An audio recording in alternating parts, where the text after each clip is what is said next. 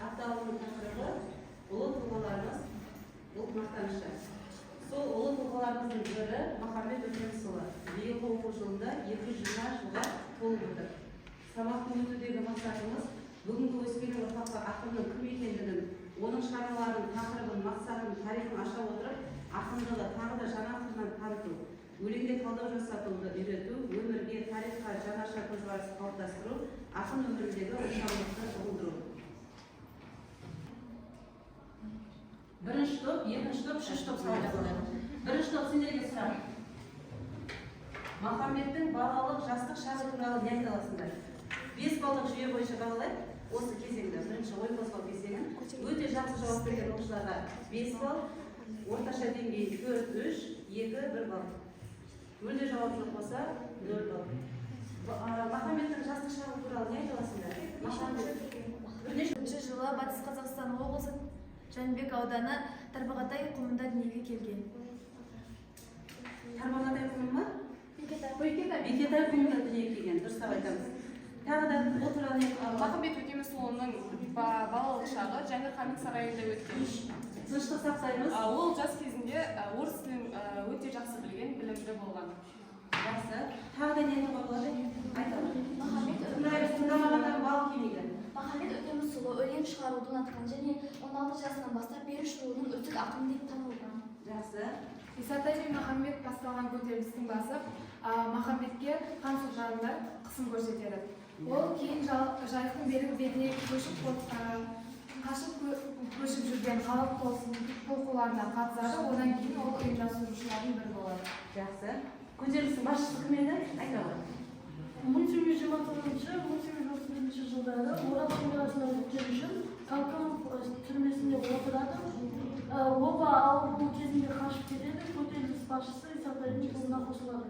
Жақсы. Тағы да Исатай мен Махамбет көтеріліс туралы тағы не қосуға болады? Ол неге жеңіліс тапты? Жауап беріп алуға болады. Неге ол Себебі ол кезде 300-дің басы толық өтпегендіктен ұйымшылдық болған және оның кесірінен олар ұтып қалды. Теріс жеңіліс тапты. Ауызбіршіліктің жоқтығынан да болды. Жақсы. Келесі сендерге. Оны көтер алмай, ары қарай көтерілісті ыдыратты. Және де сол неге байланысты өлеңдер шығара бастады. Исатайды жоқтап, оған көптеген өлеңдер шығара бастады. Қандай өлеңдер жазды? Исатайға арнап. Тайманның ұлы Исатай. Исатай деген ағам бар. Дауыстап айтамыз. Мұнарқын. Тағы да. Жалғыздық. Мен едім. Тақырыпты өлең жазды. Жалпы Махамбеттің өлеңдерін тақырыбын қалай топтастырамыз? Арна өлеңдері бар. Арна өлеңдері тағы. Ел туралы жазды. Халық туралы жазды. Бостандық туралы. Мына жауап беріп жатқан оқушылардың балын сол топқа қоса беріңіздер. Адам, ер, халық жайлы. Жақсы. Исатайға. Арна өлеңдер жазды. Тағы да. Иә. Жалпы оның өлеңдерінің тақырыбы ел, халық жайы, замана, мұнарқын, ереуілатқа ер салмай. Сол 3 өлең бойынша қазір топтық жұмыс жасап жүрейік. Жалғыздық деген өлеңді мәнерлеп оқимыз өз ішімізде. Сөйтіп өлең құрылысына талдаймыз. Сапа кешенде емес, өлең құрылысына салдырып. Білеміз ғой, иә? 2 мен жеткілікті бар, тапсырма өте болмайды. Жазамыз, ақасты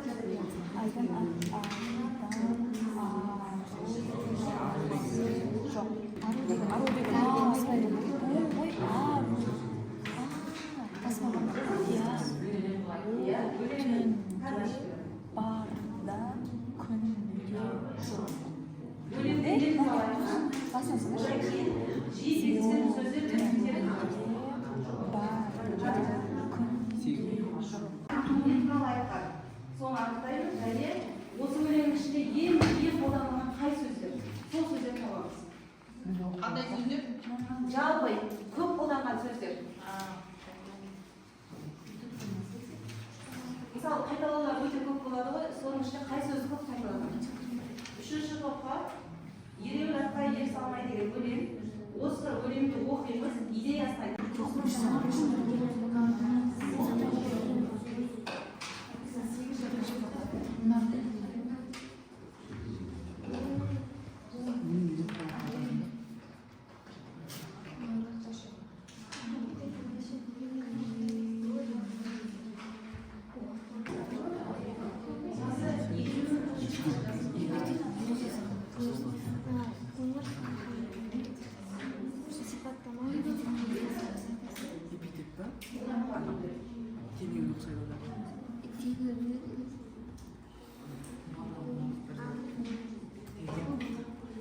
Ереуіл атқа ер салмай, егеуі найза қолға алмай, еңкіу жер шалмай, қоңыр салқын төске алмай, кебінді терге шерімей, келігі майдан ерімей, алты малта ас болмай, өзінен туған жас бала, сақалы шығып жат болмай, ат үстінде күн көрмей, ары басып шөл көрмей, өзек талып еттемей, ер төсектен безінбей, ұлы түске ұрынбай, түн қатып жүріп түс қашпай, тегімді теріс тағынбай, темір қазақ жастанбай, ту толағай бастанбай, ерлердің ісі күтермей.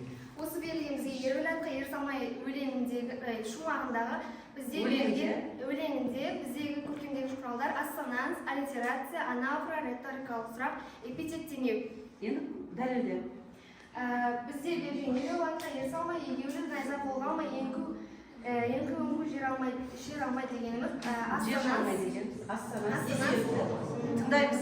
Себебі алдыңғы сөздердің бас әріпі дауысты әріптермен басталды. Өлеңнің үш жолы дауысты бірдей әріптермен басталды. әріптермен басталды. Түн қатып жүріп түс қашпай, тебінді теріс салмай, темір қазық жастанбай дегеніміз аллитерация. Бұл біркелкі дауыссыз дыбыстан жасалған Неше жолы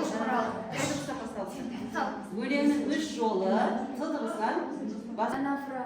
Жол басында өлең жолының басы дауысты бірдей сөздерден басталса, болмаса өлең жолының басына бір сөз қайталанатын болса, метафора болады. эпифора болады. Эпифора ережесін еске түсіп жүріңдерші. Өлең соңының жолында бір сөз екі рет қайталанса, ол эпифора болады. Өлең соңында қайталанса, жақсы. Ерлердің ісі бітер ме дегеніміз риторикалық сөздің қоңыр салқын дегеніміз эпитет. Жақсы. Қиындық жайлы және өзінің ішкі сезімін жеткізіп тұр. Сол замандағы әділдіктің жоқтығы, заманның қиындығы, жалғыздық. Енді бұл өлең қай кезде шығарған? Исатайдың өлеңінен кейін. Исатайдан айырылғаннан кейін шығарған, дұрыс.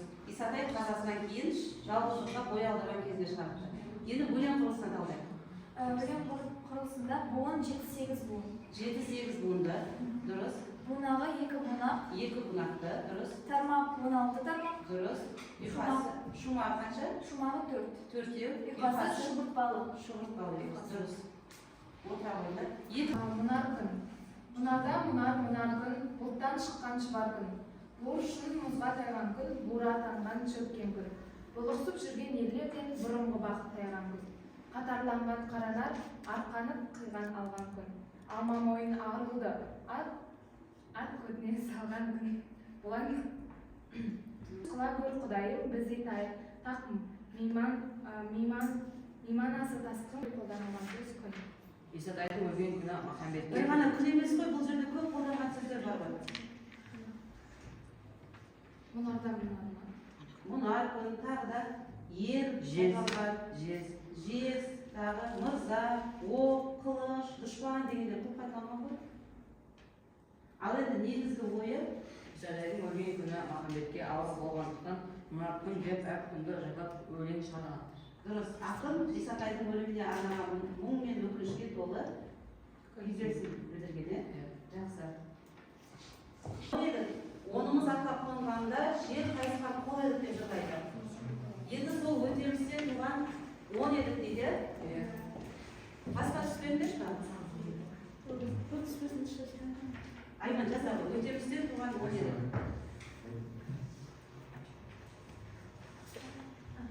Осы шумақ естен жаған ма? Өтемістен бір анадан бір едік. Екі анадан екі едік. Иә, екі анадан екі едік. Жоқ. Есіңізде жоқ па? Осы жердегі оның бауырларын атай аламыз ба? Иә. Оның бауырларының есімі, осы өтемістен туған оның кім олар? Бек Махамбет. Бек Махамбет жаза ғой. Ана түспей жаза бер. Мұқтарға жазамыз. Ал жаза ғой. Өтемістен туған тағы кім бар? Бек Махамбет. Хасан.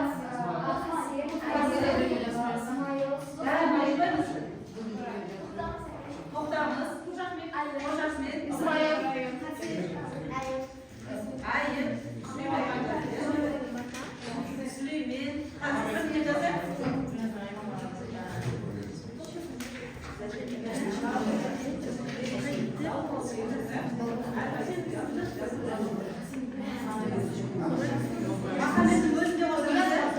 Шуламаймыз. Келе ғой. Басқа түскен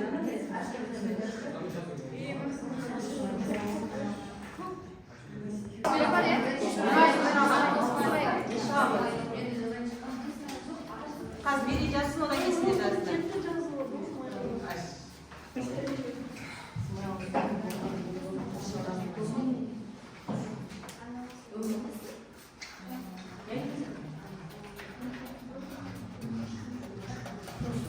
Нұрасыл, енді сен жоғарыдан инструмент айтасың.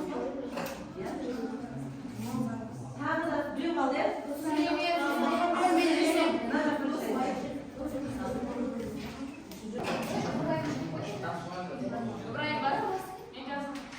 Зейнеп жазды.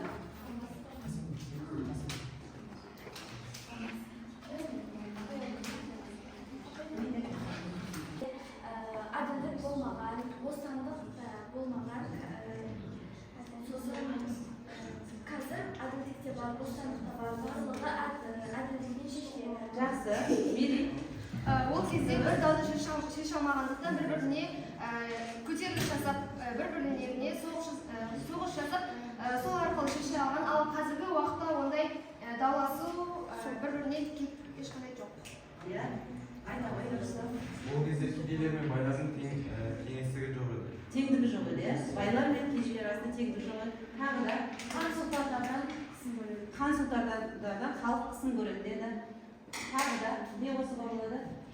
Кеңес одағының Патшалық Ресейдің құрамында болды. құрамында болды. Қазір егемендік алды. Қазір егемендік алдық, дұрыс. Тағы қосасыңдар ма?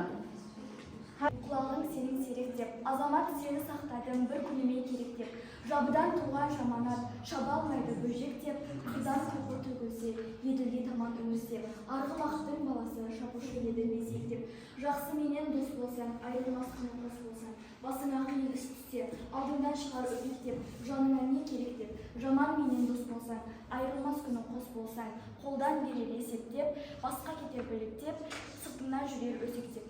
Жақсы.